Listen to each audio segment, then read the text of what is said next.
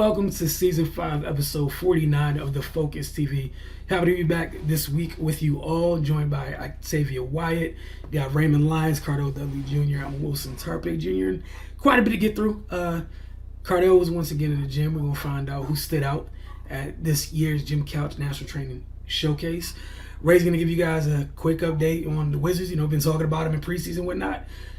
If you weren't aware, NBA regular season has begun while we started taping this. We got Sixers, Celtics at the moment, and then later tonight we got Lakers, Warriors. So looking forward to, all the preseason talk's gone. Preseason talk is gone. It's officially here. No more pointless words. It's about wins and losses, and we're finally at that stage of it. And Octavia, obviously, the NFC East. Another fun week. You told us last week you weren't going to be here so clearly you're here. I guess the people can deduce what has happened, so the floor is yours. I made it, guys. It's crazy. Again, I try to make sure I put everything in context when I say that yes, the NFC East probably has the weakest schedule across all four teams. Let's just put it out there. But the NFC East looks really good this year. And I know I was joking for most of it, but now I'm kind of almost there. Not all four teams, at least three. I'm giving three right now. And I'll start with the one team that I'm not counting, although they won. The Washington Commanders played against the Chicago Bears this week. They won 12-7. It was Carson Wentz was 12 of 22, 99 yards and 2 carries for 2 yards. Brian Robinson Jr. had 17 carries, 60 yards, and 1 touchdown. And Terry McLaurin had 3 receptions for 41 yards. This was one of the worst games I've ever watched, ever. I was just sitting there do I really have to watch this to make sure that I can at least say something about it today? My nephew was here, and it was just he wanted to watch Nickelodeon, and I almost did it because I didn't think I was missing anything. Now, a win is a win, but boy, was it an ugly one. And honestly, it could have been a loss if the wide receiver, I can't think of who it was right off the top of my head. I think it was Mooney who bobbled the catch on the goal line at the end of the game. Had he not bobbled it, the Washington Commanders would have lost. It just doesn't look good anywhere. William Jackson, as bad as he's played this year, he's requested a trade. To have a myriad of injuries and adding insult to injury, Carson Wentz is now injured again. He has a broken ring finger on his throwing hand. He's already had surgery in Los Angeles, I believe, yesterday.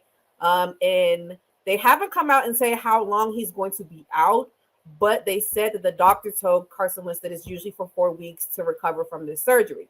So we're thinking 4 weeks. I don't think they put him on injured reserve yet, so we don't 100% know. But everybody, welcome back to Heineke. Who would have thought it at this point? I honestly want to see Sam Howell play. I get it. They probably don't want to get the young kid killed out there because they're playing so bad on the offensive line.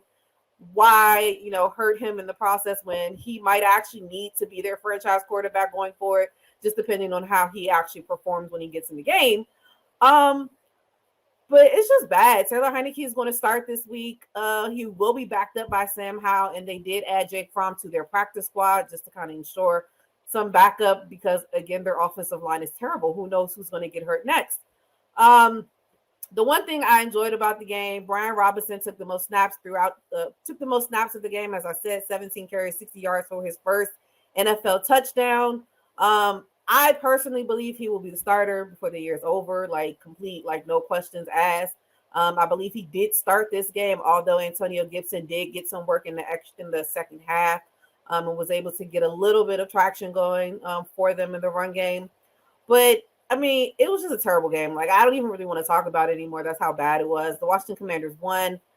They're going to play against the Packers next week, and the Packers look terrible as well. So I have no idea what's going to happen next week. If the Commanders beat the Packers, I don't think Carson Wentz will ever play again because that means they would have done it with Taylor Heineke.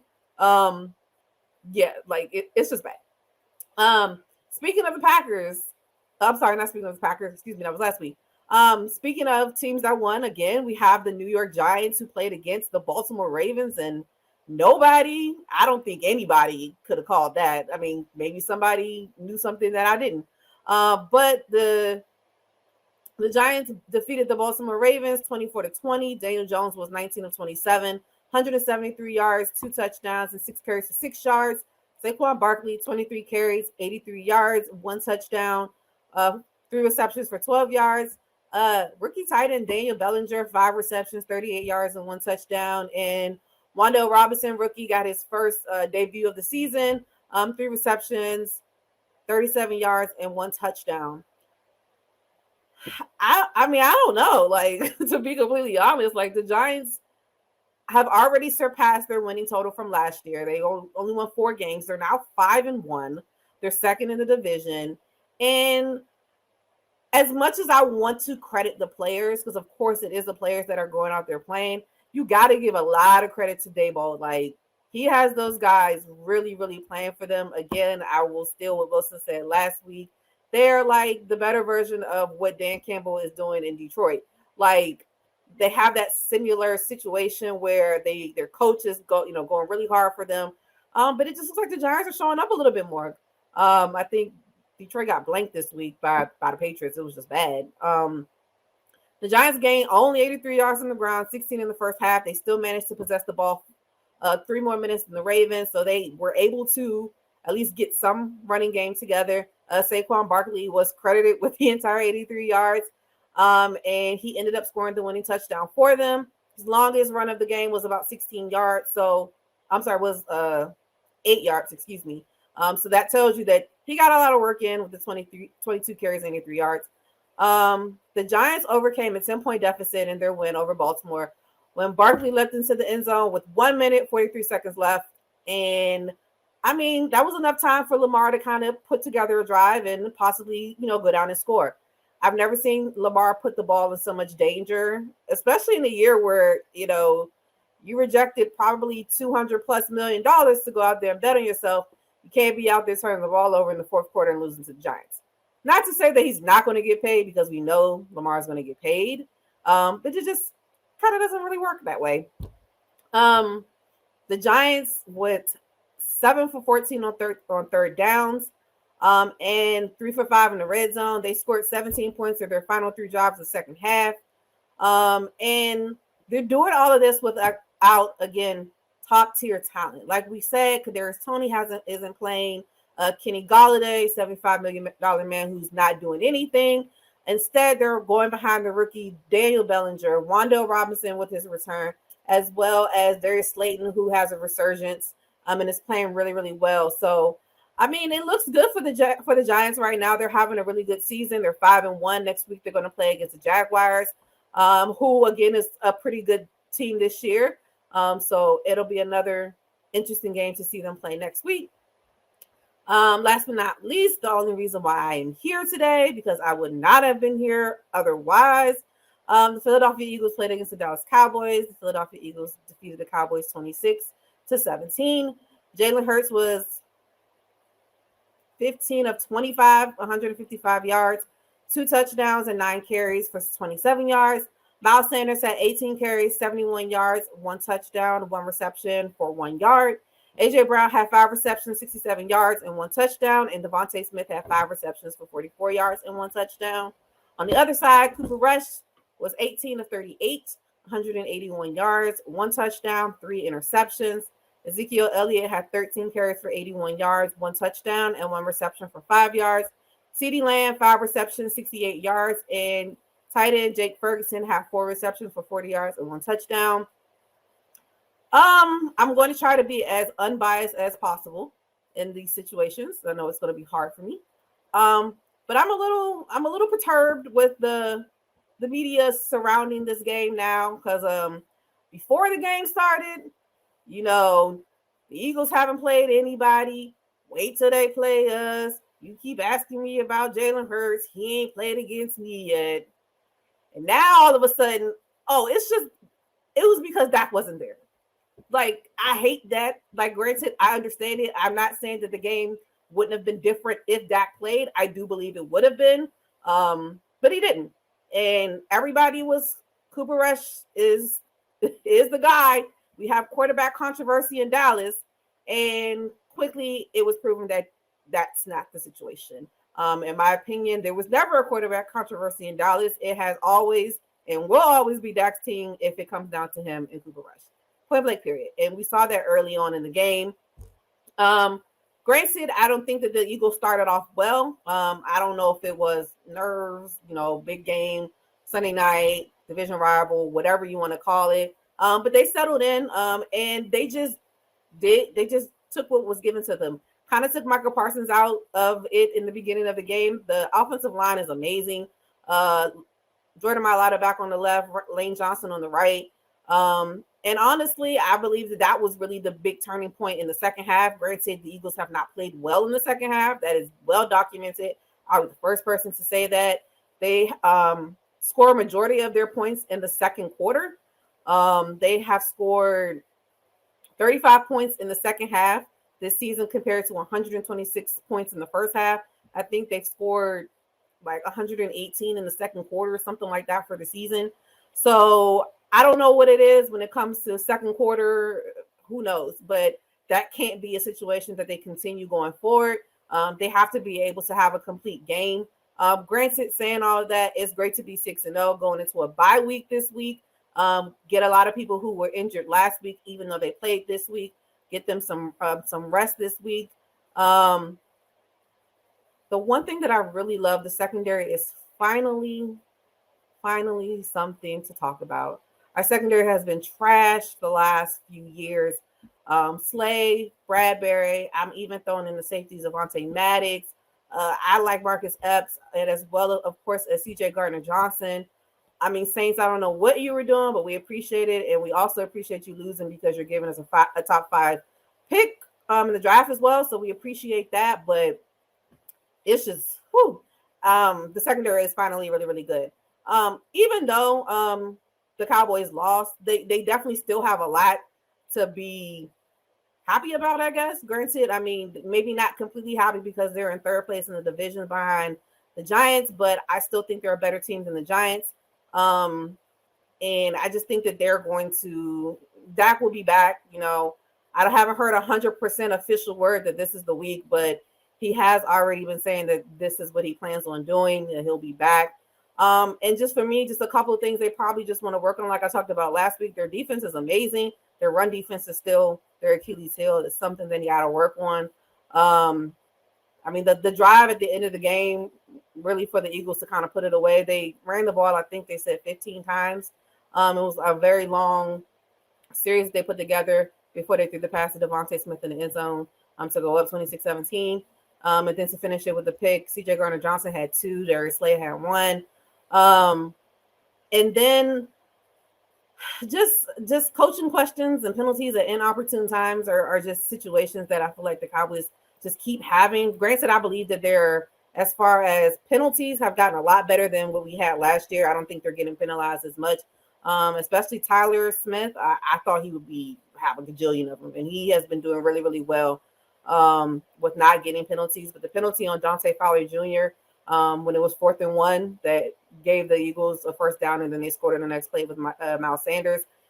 Worst time ever to get a penalty when everybody in the stadium knew what the Eagles were doing, and he still fell for it. So to get, again, this a little bit of discipline, and then clearly CeeDee Lamb got the first down.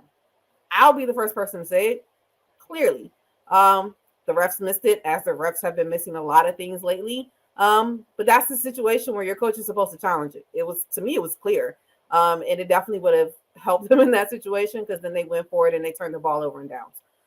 So I think if they're able to get some of those things together, they won't have any issues. Like I said, granted, a lot of our schedules as a whole in the NFC East going forward is very favorable for a lot of us. So I believe the Cowboys will play the Lions next week, who I'll be honest, we had a struggle with the first week as well. So, but they're missing a lot of key players as well. I don't think DeAndre Swift is going to play that game as well. But it'll be nice to see Dak back and see if they're able to have the same success they had with Cooper Rush. as the season progresses. Like I said, the Eagles will be on a bye next week. The week after that, they'll play against the Steelers.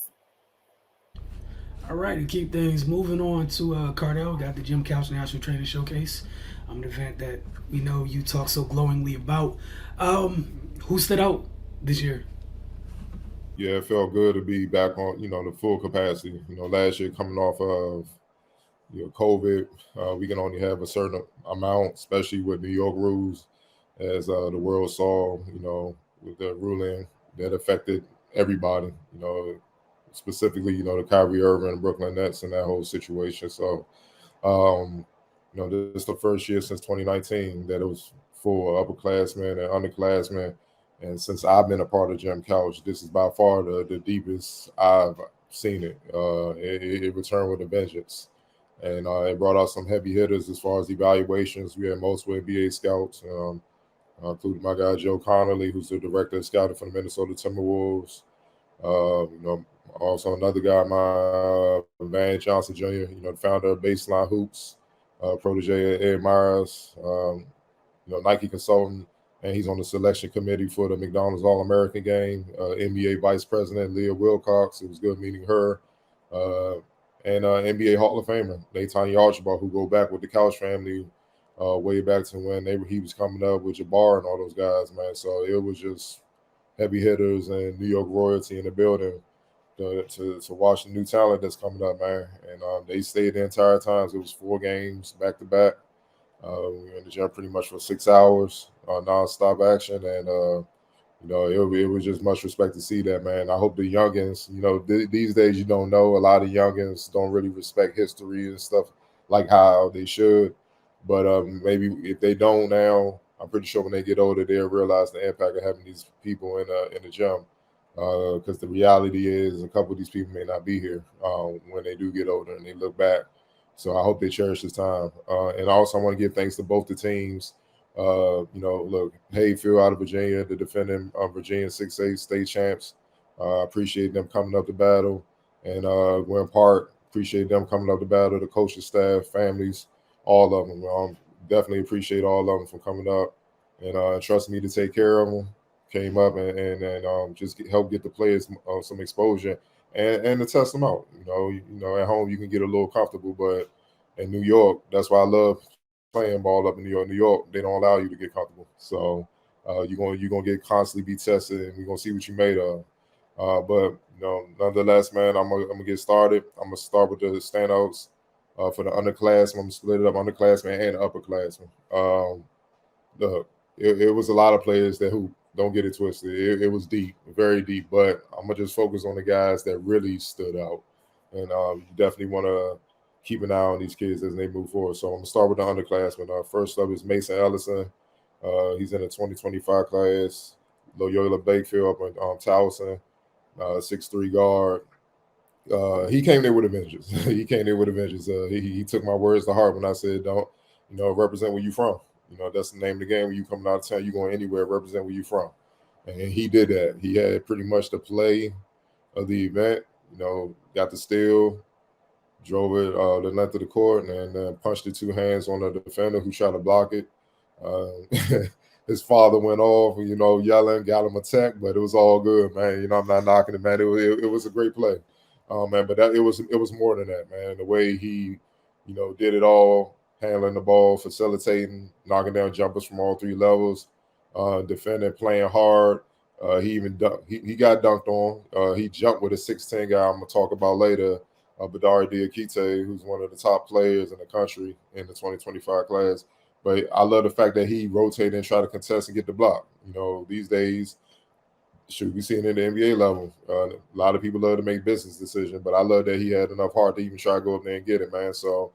And then honestly, man, 6'10" dude dunk on a 6'3" dude he's supposed to. You know what I mean? So, he had nothing to lose, and it's possible he could have missed it. But I love Ellison, man. He's a special talent. He literally, you could see him. You could see the foundation of what can come later on. And honestly, he has NBA talent. He just don't know it yet. If he continues to work and just build up his body. Right now, he's 6'3", but he's like 160.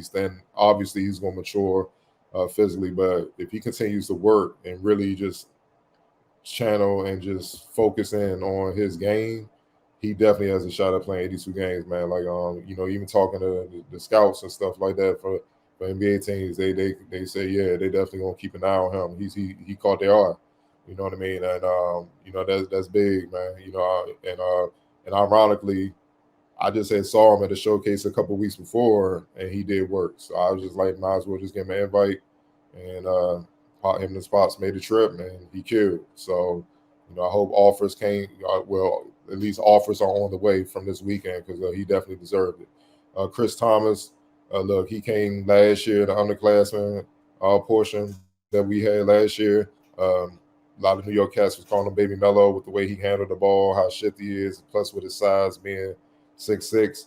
But this year he came back with all of that, but he added more in his mid-range game, and he matured physically. Like last year, you could tell he played, ninth grade kid, still filling himself out. It was more shiftiness. He came back this year in bully mode. He was just going through 2-3 dudes and laying it up, trying to dunk on cats and rebounding the ball. He was trying to take on the whole team, and I appreciate that, man. He was trying to dominate, and he was trying to get MVP. And he really pushed himself, man. He was trying to set the tone, and he was trying to establish himself as literally the best player at the showcase. And I can only thing I can do is respect that, man. Look, he's at the Seed School of Maryland.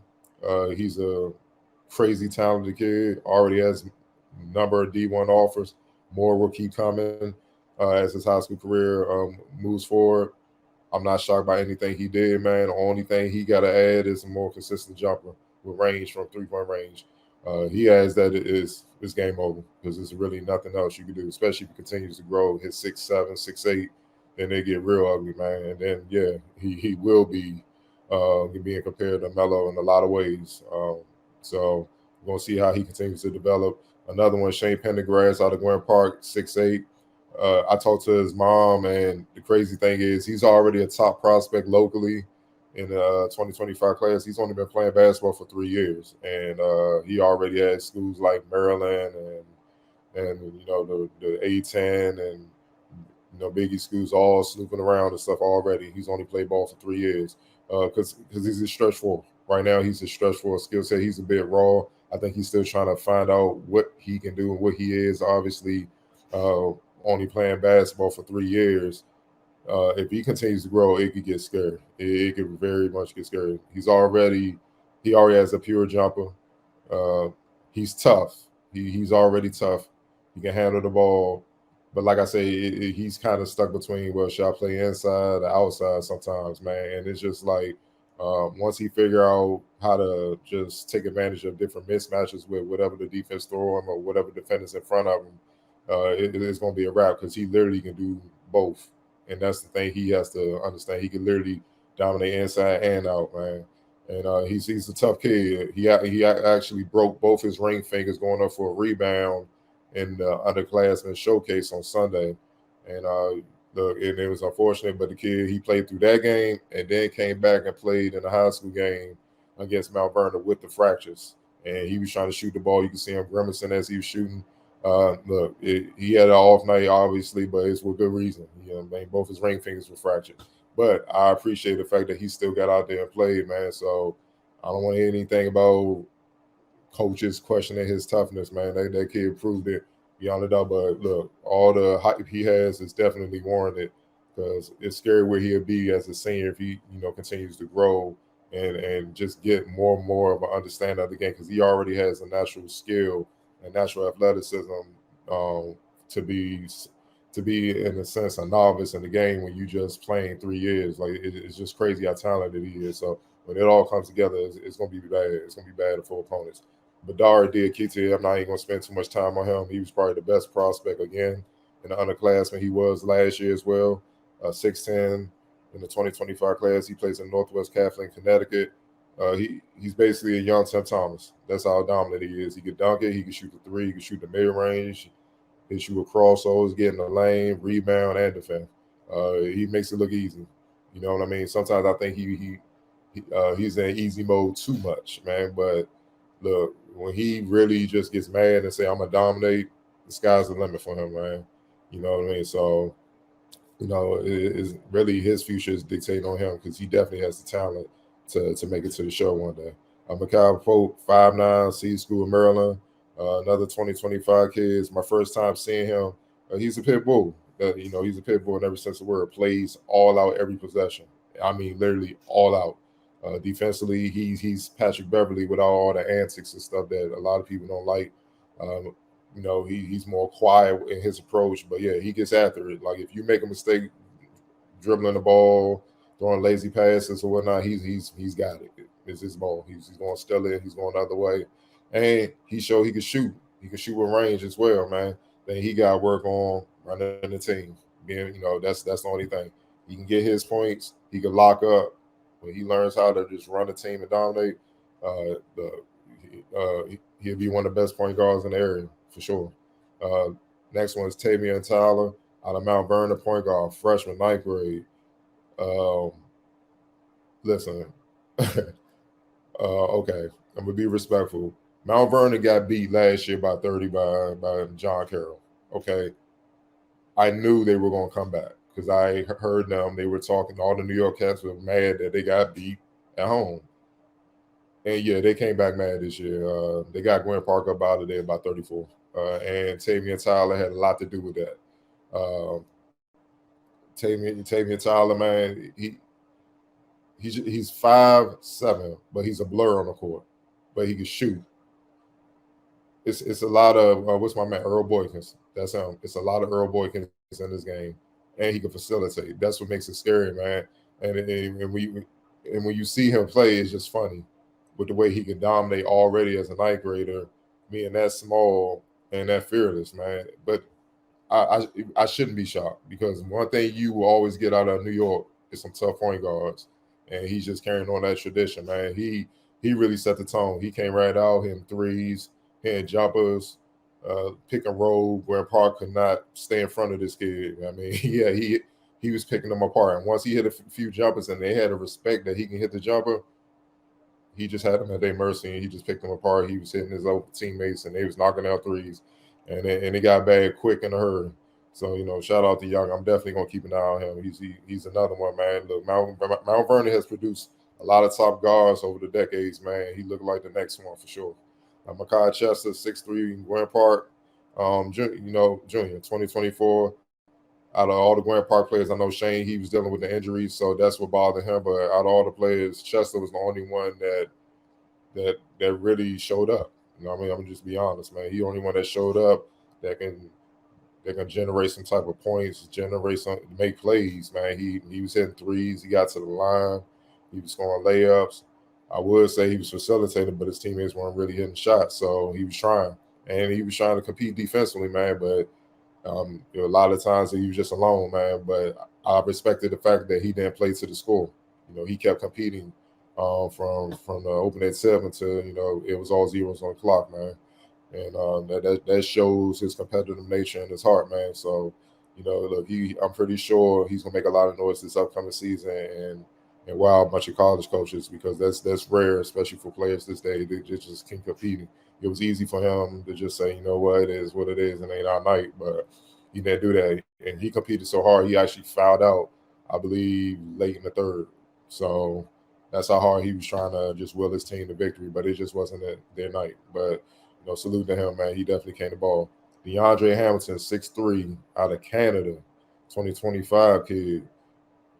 Man, look, shifty as hell with the rock. Shifty, man. He did.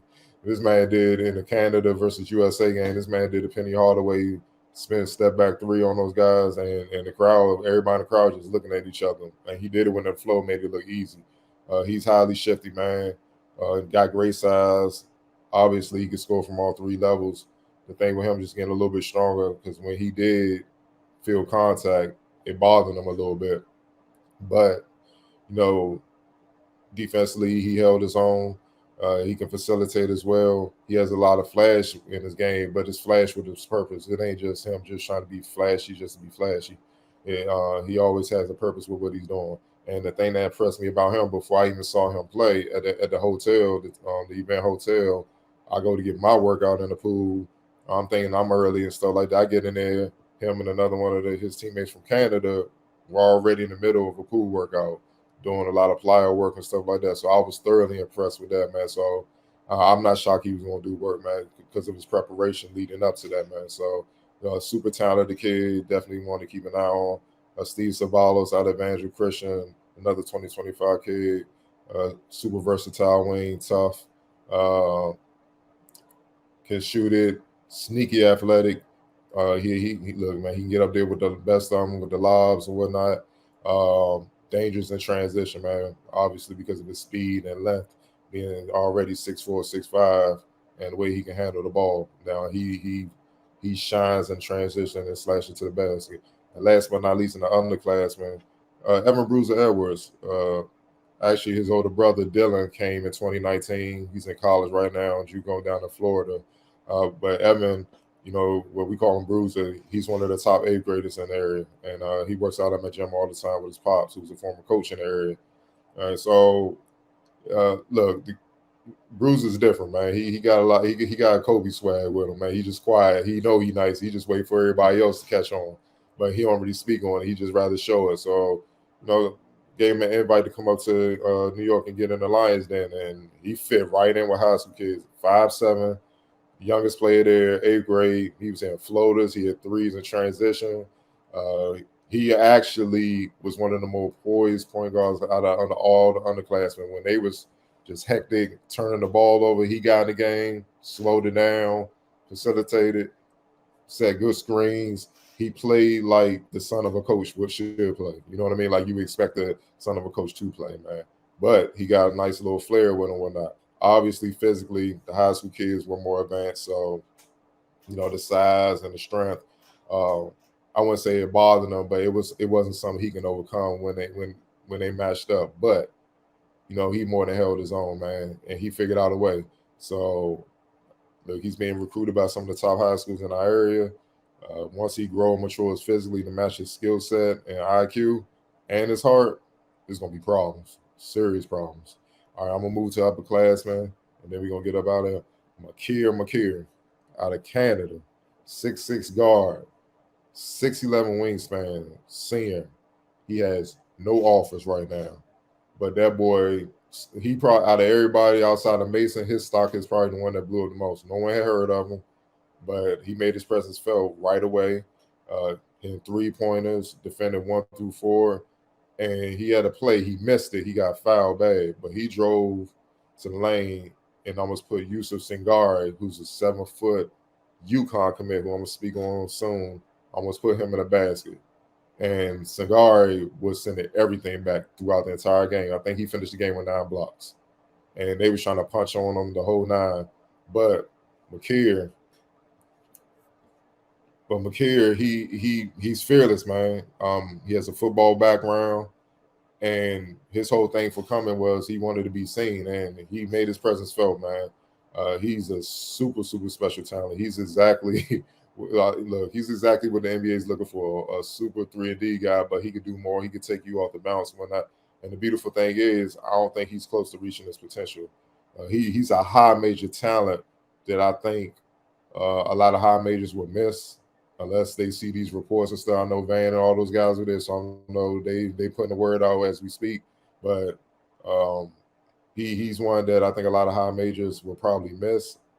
A low major will get, and he will end up murdering them when they meet up, and they're like, where the hell does kid come from? It's just shocking that he doesn't have any offers. He's that good. And the thing is, like I said, he's still a little bit raw in certain areas. And once he put it all together, I could easily see him in the league for sure. Yusuf Sagari, like I said, 7 foot out. He plays at Alsavian Lutheran, 2023 class. He's a UConn commit. He's a throwback, defensive-minded big, man. Runs the floor well, rebounds well, jumps at everything to block everything. That's Wilson type of center. You know what I'm saying? He ain't about to just stand there and let you just have a layup drill on him. He's going for everything, and that's how he finished the game with 8 blocks. And I like on offense, he dunks everything, right? And he can hit free throws. But he's not the most polished, but he'll get the rock on the perimeter, dance on you, try to make something happen like that. That's not his game. He's more of a pick and roll big to the basket, throw a lob, or find him rolling so he can get a dunk. And defensively, he gonna hedge out. He gonna be able to hold his own with the guards, and he definitely gonna be able to be an anchor inside, protecting the paint, man. So UConn really hasn't had that. Shoot, when the last time UConn had that? Okafor? Pretty much one that was worth it. Yep. Yeah, it's been a long time, so he's in that mode, man. He definitely has that in him. Next up is DJ Holloway out of Hayfield, 6'1" point guard, 2023 class.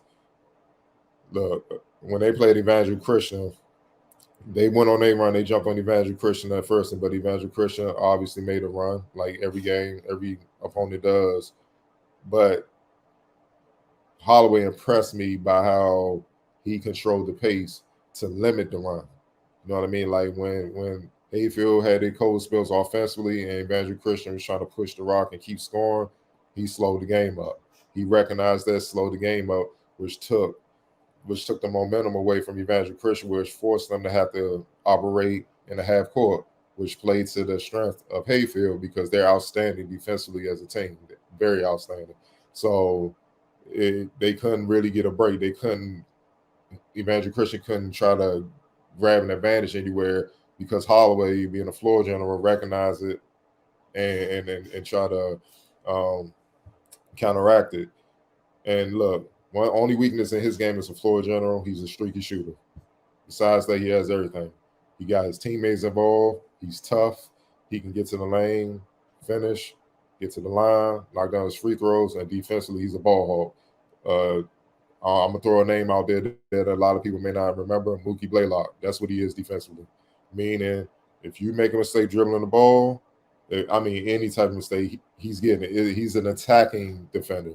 Most defenders, good defenders, they just react to what you do and just play you sound and fundamentally sound, and stay between you and the basket and just try to stop you that way. Just make it tough where you're just not going anywhere. Nah, he attacks you. He don't let you get comfortable. So you gotta be very careful when he's on you, man. And I see why. I really feel like he's slept on, but I see why a number of D2 programs are after him. You know what I mean? Because you could plug him in right now, he could play right away. Next up is Greg Jones, Hayfield, 6'6", senior. He's an American commit, and that's a steal. To me, Greg Jones has high major talent. I think a lot of high majors drop the ball with this kid, man. He's basically a 6'6" Paul George, smooth, can shoot it, can post up, can drive, can pass. He's athletic, defend multiple positions. He can rebound. He literally can do it all, and he's stronger than what he looks. So when he would battle bigs and when he had to guard bigger guys, 7-footers and whatnot, he more than held his own in the paint, and was able to make them play to a style that was to his advantage. You know what I mean? When he got the board and now they on the island with him, man. He damn near had a triple-double in a game against in the Hayfield's win over Evangel Christian. I believe he has 17 points, 8 assists, and 6 rebounds with 2 steals. And that's with him sitting down 2-3 minutes pretty much every quarter or whatnot. So imagine for you to play it all 32 minutes. You know what I mean? It would have been a triple-double with ease, man. He just makes it look easy. And the thing I loved about him, he was consistent throughout the weekend. Consistently, just same level of play, same level of execution on both ends, man.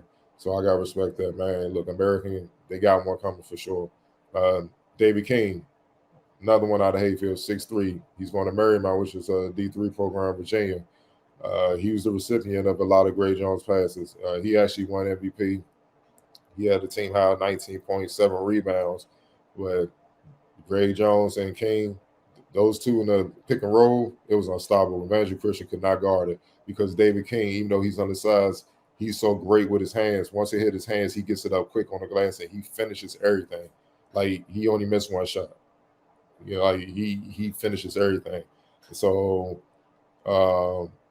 they had no answer for it. They couldn't guard it because they had to wait. They were worried about Jones turning the corner. Meanwhile, King is just rolling, and you had to make a decision. Either way, it was going to be a bucket. There was nothing they could do, man. So he definitely shined. Donovan Bass Briscoe, another one out of Hayfield, 6'1", 23 kid. He's their pit bull. He's the one that he's the one that's a little intense or whatever, man. He was getting a little chippy with it, but I love that. I love that. He was getting after defensively. He was hounding Evangel Christian's guards, forcing turnovers, and another one that was a recipient of Gray Jones, assist, but he did it more from the outside and in transition, knocking down timely jumpers, or Jones would find him in transition once he got knocked the ball loose or got a steal, and he would finish, man. Like I said, he's another one that should be a lot of D2 programs should be looking at hard. Jamari Tripp, 6'6", 220, out Xavier Lutheran, senior, out of New York. Bonzi Wells, that's what he is. Big body, power guard, skilled as hell, and mean. Like mean. He come to the lane, he's trying to dunk on you, and if he catch you and he feel like he can't guard you, he's relentless. He just attacks you, and he's trying to take your soul, and that's what I love. He put points up in a hurry in the USA Canada game.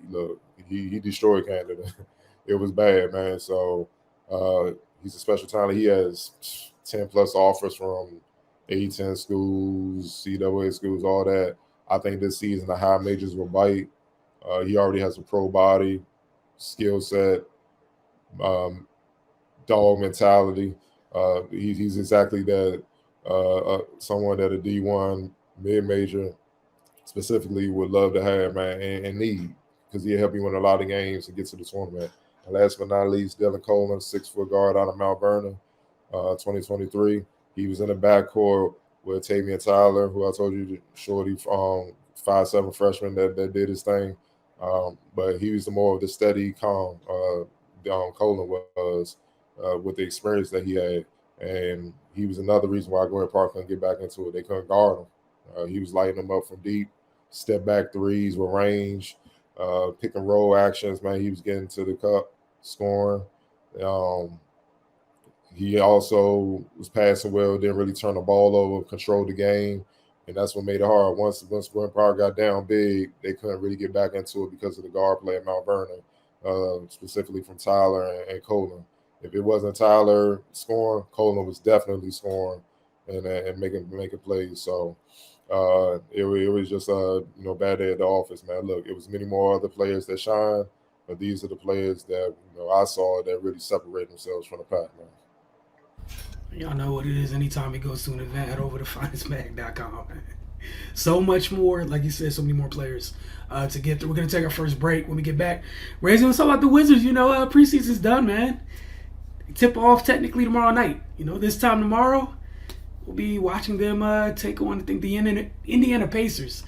And then, they have their home opener on Friday. So, Ray, can't wait to hear your thoughts on the Washington Wizards as they start this 2023 campaign. You're watching the Focus TV. We will be right back.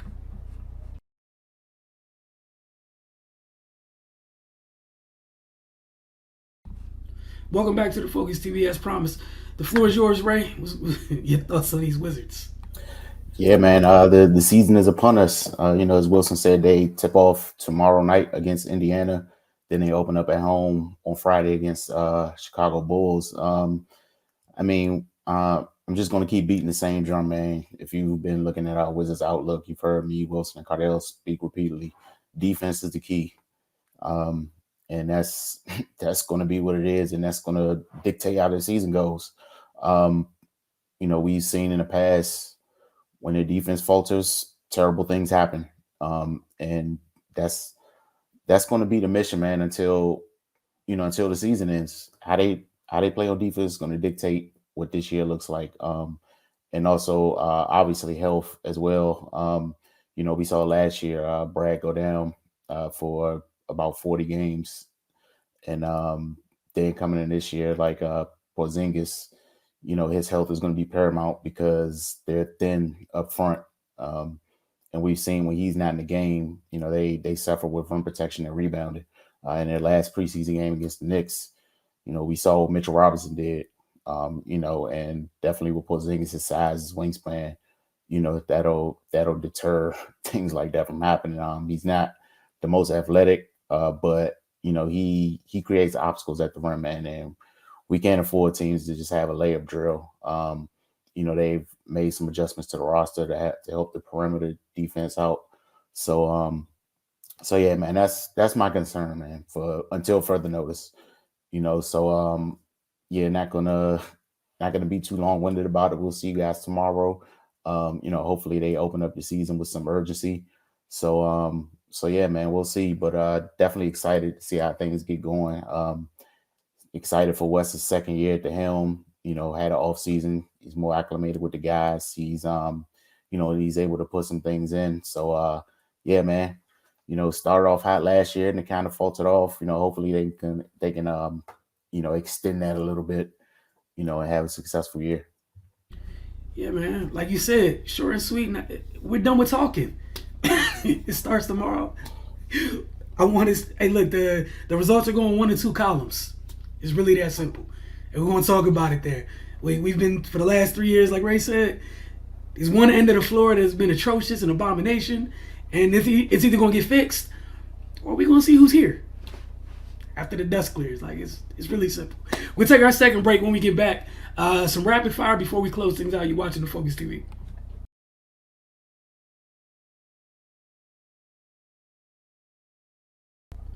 Welcome back to the Focus TV. Cardell, what you got for us this week in rapid fire?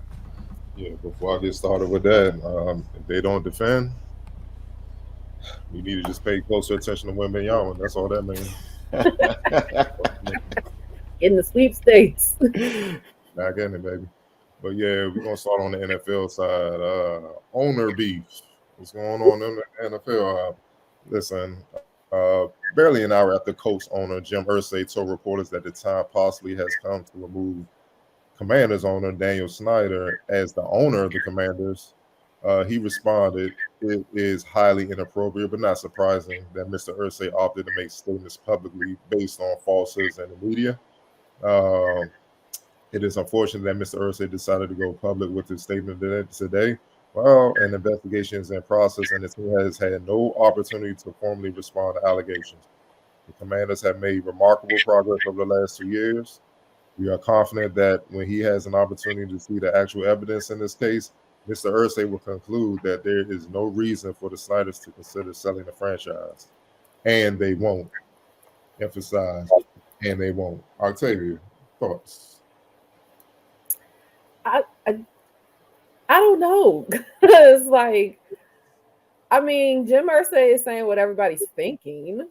Because I mean, it's probably not time now. It's probably been time. Like y'all late with that. But it's like Daniel Snyder's like the mafia or something. Like he got receipts on everybody, and it's like some people are like really scared to like, I guess, cross him. But I'm not surprised by his response because he's been saying he's not going to sell.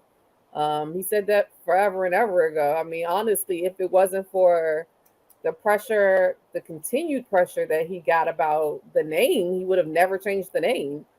So I'm not surprised. He's definitely stuck in his ways, and he's definitely is like, y'all not gonna get rid of me that easily. So I'll be interested to see like what happens because like this is just kind of crazy at this point. Like the owners, like the billionaires are acting like this. Like this is wild.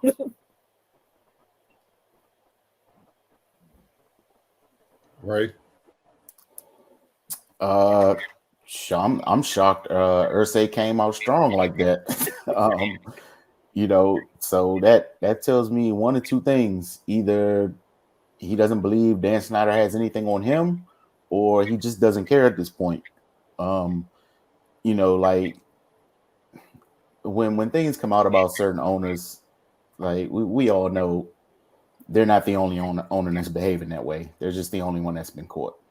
So so yeah, like it's interesting to hear the different sides of it. Like we heard Irsay's stance, then Jerry Jones' stance is completely on the other side, which is not shocking because it's proximity to Snyder. But yeah, man, either Irsay is like, all right, man, it's just time for this dude to go, and he's calling his bluff, or he just sincerely feels that way. But yeah, it's gonna be interesting to see how this plays out because yeah, dude, like Octavia said, man, that sign is worn out from flashing. Like it's time for dude to go. Wilson. Yeah, clearly a bunch of other owners feel this way. Irsay is just the one, again, like pot kettle when you hear Jim Irsay say anything to anybody else. However, he's the one that literally, because of what he's done out loud in the public, the shame he's brought on, he's the perfect person to step outside and say it. Because again, what are you going to say about me that you guys don't already know? That's what Jim Irsay could be, as the voice for everybody else. And with Jerry, look, man, the moral compass on that one, I'm not shocked here. Jerry could also be the one that supports the dude publicly and then tries to maybe put a bid in on his team privately. So I put nothing past Jerry at all. I don't know at all. But yeah, I'm not surprised that Irsay spoke up. But for the rest of them dudes, what are y'all scared of? Like, we already don't think that much of you, like from a moral standpoint as a whole, because of, I don't know, time, actions. So if you want to do it out of there, just stand on it. Like, it's weird that Jim Irsay's, of all the owners, Jim Irsay's the guy, like, hey, I'll put my 2 feet down. I'm sick of this guy. Really? That's it, just Jim Irsay. Huh. Yeah, we all know though in the corporate world, it's a bunch of soft dude hiding behind the money. The money protects them, so yeah, they not gonna stand on nothing because they haven't been forced to. But yeah, it's obviously a consensus. Even before all this happened, just look at the franchise since he's taken over. I rest my case. Once upon a time, the Washington team was a proud franchise, battling for Super Bowls, a powerhouse. And I mean, geez, I don't even know what to say on that, man. I mean, look, it's just bad. It's just bad. I don't even see how fans can do it. It's just self-imposed abuse at this point. But that's for them to deal with. Staying in the NFL, wide receiver Deshaun Jackson will play a 15th season in the NFL after being signed to the Baltimore Ravens practice squad on Tuesday. The expectation is for the 35-year-old Jackson to get elevated on game day and boost the Ravens' deep passing game. Last season, Jackson showed he still has speed, averaging 22.7 yards per catch, which is the highest of his 14-year career. Stretching the field has been a challenge for quarterback Lamar Jackson, who has completed just 21% of his passes that have traveled at least 20 air yards. That's the second worst in the NFL behind New York Giants quarterback Daniel Jones, 14%. The Ravens have one of the most unproven wide receiver groups in the NFL. Baltimore has only 2 wide receivers with double-digit receptions. They have a Duvernay, 18, and Rashad Bateman, 11. Ray, what do you think about this? I mean, it never hurts to add an extra weapon. They obviously need it. And we saw the struggles, especially in the last game, but, down the stretch this season as a whole, Lamar hasn't performed his best. I mean, adding somebody like Deshaun, it definitely adds another dimension to the offense. It just is a matter of how fast they can get on the same page. Hope it works out, man, because they need to joke because what they got going on now is it's not working out to the best. I'm sure Lamar's happy, especially with the situation he's in, fighting for this payday or what have you. But yeah, man, we'll see. Like you said, it's clear Deshaun still got something left in the tank. So we'll see how this plays out. Mark Wilson. I hope he doesn't run them same tire plays he used to run for Randy when we had Cap. But look, they need his juice in the passing game. Like, you got the 2 kids and Bateman, who I think's been solid. Duvernay's been solid at times too. But I don't think it's a secret. We know they haven't really prioritized that position too much. And again, like Ray said, with Lamar and his bet on me year, what have you. Look, man, it's just making a very interesting decision. Interesting year, even more interesting. And yeah, like, what's the one thing we know about Djax? He does something very well. He's damn good at it. If they block it up correctly, I expect him to help open that offense up a little bit. Trust me, I know from experience, man. You can't make a living and that offense thrown to your tight end forever. You need some things to go over the top. So we'll see what happens. Octavian. I think you guys are way more optimistic than I am.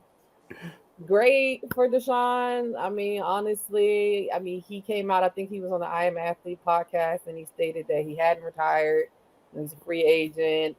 He would either like to go play for Philly or play for the Packers, which I don't see happening. And then I just know he's going to get hurt. So it's like, if they think that it's going to work, they might want to do it quickly. This makes me think that, how far out is Rashad Bateman from coming back, because he was a pretty good deep threat for them. But congratulations, D-Jack. I'm never going to hate on my former Eagle. But it's just not going to last. I've been burnt too many times to know at this point, at this age for D-Jack, he'll be all right maybe for a game or two. He might have an actual, great play and score and everything, and then he's gonna be broke up, and I see y'all next year if I make it. It ain't gonna last. That's my only concern. Like you said, we know he can still run. We saw that last year, but what happened? He got hurt. So I'll believe it when I see it. Yeah, that's my take from it. It's not about can he still do it. He can, but football is one of those sports. It's like boxing. You gotta get hit to be able to take the punishment and stuff. And I mean, what has he been doing to be ready? You know what I mean? I don't know, man. That football is not the sport you can just jump in. Basketball, you can be kind of out of shape, work yourself in shape. You just got to worry about joints and hamstring bones and stuff like that. But if you can kind of work your way through that.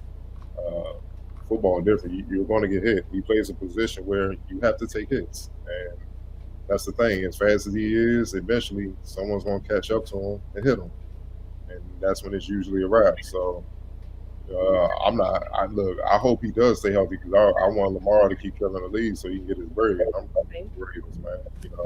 Much as it hurt to them, goddamn, man. Should be a Bronco, but anyway, like I said, look. I hope he does, man, but he's already a small guy. You're older. I just feel like there had to have you've never been the most durable guy. So I'm gonna have a wait and see approach. I'm not gonna go either way, man. We're gonna see, man. I'm hoping he does, but odds are, who knows? I doubt it. You guys are such very responsible takes on that, because again, nobody knows, man. My man's he's some of our ages here, man. I don't know what he's been doing, like you guys said, and again, for what he relies on, man, he might run a go in practice, and that's what I'm saying. It'd be different. He came back, he bulked up. All right, he looked like he ready to take a hit or two. His whole game is fly routes, throw it deep, man. So them safeties gonna be waiting. We'll see. I've seen it happen too many times, man. I've personally seen it happen too many times. I'd be like, he out for the season already. I can't. But like you said, I hope for him to say. Yeah. I want to thank y'all for tuning in this week, spending time with us this week. Obviously, don't forget, Wednesday mornings, shows available for you all if you have a Roku television or device. It's really that simple. Click on the search box, type in the Focus TV, double click OK. You added the channel. It's that simple. For those of you that watch on DCTV Friday nights, 10 p.m., if you're outside the city, all you have to do is go to dctv.org, and you can watch the show, stream it live there. Also, it's a great week. Obviously, NBA opening up, college basketball coming as well.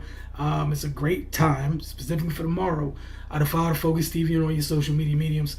Should have some fun stuff, especially starting with, the Wizards open in Indiana tomorrow night, or Wednesday night, rather, however you want to say it. So looking forward to seeing you guys then.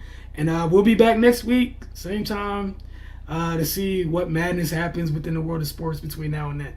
You guys have a great week, and